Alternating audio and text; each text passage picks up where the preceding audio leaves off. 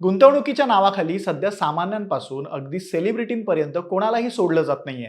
आता अशीच एक धक्कादायक बातमी समोर आली आहे बॉलिवूडमधून. प्रसिद्ध अभिनेता आणि डान्सर जावेद जाफरी यांच्या पत्नी हबीबा जाफरी यांची तब्बल 18 कोटी रुपयांना फसवणूक करण्यात आली आहे. विशेष म्हणजे या मोठ्या फसवणुकीच्या जाळ्यात चक्क मुंबई महानगरपालिकेचा एक वरिष्ठ अधिकारी आणि काही बिल्डर्सचा सहभाग असल्याचं उघड झालंय. ज्यात गुंतवणुकीच्या नावाखाली जाफरी यांच्या पत्नीला भुलवलं गेलं, इतकं की मालमत्ता रजिस्ट्रेशनसाठी फेक मशीन वगैरे आणलं गेलं, खोटी कागदपत्र बनवली गेली. जाफरी कुटुंबियांचा इतका विश्वास संपादन केला गेला की आपल्यासोबत काही चुकीचं घडत नाहीये याची कल्पनाच त्यांना आली नाही. काय आहे हे संपूर्ण प्रकरण हे जाणून घेऊया. नमस्कार, मी मोरेश्वर आणि तुम्ही पाहताय लोकमत मुंबई.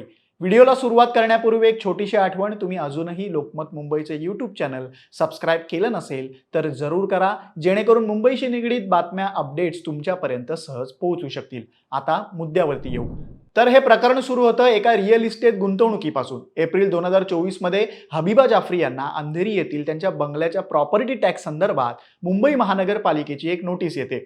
टॅक्स संदर्भातील ही नोटीस असते. मग अली रजा नावाच्या एका ओळखीच्या माणसामार्फत जाफरी यांची मनपाच्या जी दक्षिण विभागाचे सहाय्यक आयुक्त महेश पाटील यांच्याशी ओळख होते.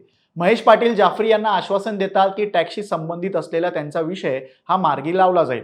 त्यानंतर ते जाफरी यांना वांद्रे पश्चिम येथील एका व्यावसायिक प्रोजेक्टमध्ये गुंतवणूक करण्याचा सल्ला देतात. त्यातून मग निशित पटेल नावाच्या व्यक्तीशी जाफरी यांची ओळख होते. हा निशित आपण नामांकित बिल्डरशी संबंधित असल्याचं सांगतो. संबंधित प्रोजेक्टमध्ये याआधीच 150 कोटी रुपयांची गुंतवणूक झालेली आहे. डिसेंबर 2025 पर्यंत या प्रोजेक्टचं पदेशन दिलं जाईल वगैरे सांगून जाफरी यांना संबंधित प्रोजेक्टचे सगळे चांगले चांगले मुद्दे समजावून सांगतो. मग जाफरी कुटुंबियांचा विश्वास संपादन करण्यासाठी आरोपी जाफरी कुटुंबियांच्या घरी अनेकदा भेटी देतात, ज्यात त्यांना प्रोजेक्टचे नकाशे दाखवले जातात, प्लान दाखवला जातो, लेटर हेड्स वगैरे सगळं काही सोबत नेलेलं असतं. भविष्यात प्रोजेक्ट कसा दिसेल याचे व्हिडिओ तयार केलेले असतात, तेही दाखवले जातात. असं सगळं आभासी जग निर्माण करून अगदी बिनचूक असल्याचं भासवलं जातं. आरोपींवर विश्वास ठेवून जाफरी कुटुंबानं आपले फ्लॅट्स विकले. त्यातून मिळालेली रक्कम या प्रोजेक्ट्समध्ये गुंतवली. किती गुंतवली तर 17 कोटी 50 लाख रुपये. त्यातील 15 कोटी 33 लाख रुपये ऑनलाईन अदा करण्यात आले होते, तर उर्वरित रोख स्वरूपात दिले गेले. या घटनेत सगळ्यात धक्कादायक बाब इथंच सुरू होते. मालमत्तेची नोंदणीची प्रक्रिया देखील बनावट होती. नोंदणीच्या प्रक्रियेसाठी वापरल्या जाणाऱ्या मशीन सारखेच दिसणारं मशीन सोबत घेऊन हा पटेल आणि त्याचे काही साथीदार जाफरी कुटुंबियांच्या घरी गेले होते. ज्या जाफरी कुटुंबाचे फोटो, बोटांचे ठसे म्हणजे बायोमेट्रिक प्रक्रिया केली गेली. मग सह्याही घेतल्या गेल्या. ही सगळी प्रक्रिया अधिकृत आहे आणि तुमच्या सोयीसाठी हे आपण घरीच करत आहोत असं सांगितलं गेलं. बनावट कागदपत्रांच्या प्रती जाफरी यांना देण्यात आल्या. जेव्हा मूळ कागदपत्रांची मागणी केली गेली तेव्हा ती कागदपत्र बिल्डरच्या ताब्यात असल्याचं सांगितलं गेलं.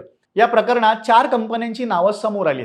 पूजन टेक्नॉलॉजीज, उदित ट्रेडर्स, एशियन फूड आणि RPPL मल्टीट्रेड या 4 कंपन्यांच्या खात्यांमध्ये जाफरी कुटुंबियांनी रक्कम अदा केली आहे. पुढे हबीबा जाफरी यांनी दिलेली मुदत उलटून गेली तरीही आपल्याला काही ताबा मिळालेला नाही. पुढे काहीच प्रगती घडताना दिसत नाही. याबाबत चौकशी केली असता निशित पटेलकडून टाळाटाळ आणि उडवाउडवीची उत्तरं मिळू लागली.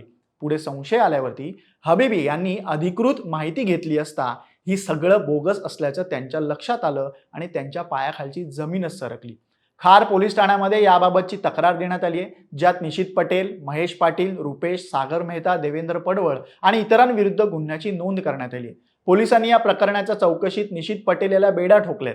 इंटरेस्टिंग गोष्ट अशी आहे की याच पटेल यानं हे जे सहाय्यक आयुक्त महेश पाटील आहेत त्यांच्यावरती वांद्रे पुनर्विकास प्रकल्पात 80 कोटी रुपये गुंतवून घोटाळा केल्याचा आरोप केला होता. तेच सूत्रधार असून आपल्याला बळीचा बकरा बनवलं जात असल्याचं पटेल याचं म्हणणं होतं. या प्रकल्पामध्ये अनेक बड्या अधिकाऱ्यांना आकर्षक रकमेच्या गुंतवणुकीचं आमिष दाखवून 20 ते 30 कोटी रुपयांपर्यंत गुंतवणूक करण्यास प्रवृत्त केल्याचा आरोप पटेल यानं केला होता. त्यानं पुरावे देत पालिका तसंच मुंबई पोलिसांकडे तक्रारही केली होती. पण पाटील यांनी हे सगळे आरोप फेटाळले होते. तरीही तत्कालीन मनपा आयुक्त भूषण गगराणी यांनी घटनेची दखल घेत महेश पाटील यांना 1 महिना सक्तीच्या रजेवर पाठवलं होतं. त्यानंतर बदली करत आठवड्याभरात त्यांना नवी जबाबदारी दिली गेली होती. ते सध्या के उत्तर विभागामध्ये कार्यरत आहेत. आता या प्रकरणाच्या तपासात पोलिसांना अधिक धागेदोरे सापडत असताना महेश पाटील यांच्या विरुद्धही गुन्हा दाखल केला गेलाय. यामध्ये फसवणुकीचं काही मोठं रॅकेट आहे का याचाही तपास आता सुरू झालाय. पटेल याला 19 मे पर्यंत पोलीस कोठडी सुनावण्यात आली आहे. त्यांना आपणच बनावट कागदपत्र तयार केली होती याची कबुली पोलिसांना दिली आहे. सध्या त्याचे बँक व्यवहार, आर्थिक कागदपत्र आणि संबंधितांमधील संवाद तसंच इतर पुराव्यांच्या मदतीनं मालमत्ता कक्षाकडून पुढील तपास सुरू आहे. त्यामुळे या प्रकरणाच्या तपासात आणखी काही धक्कादायक माहिती पुढे येऊ शकते. हे प्रकरण आपल्याला एक गोष्ट शिकवतं की समोरची व्यक्ती कितीही मोठी असो किंवा सरकारी कागदपत्र कितीही खरी दिसत असो, डोळे झाकून गुंतवणूक करणं किती महागात पडू शकतं. तुम्हाला काय वाटतं? कमेंट करून नक्की सांगा आणि लोकमत मुंबईला नक्की फॉलो करा. धन्यवाद.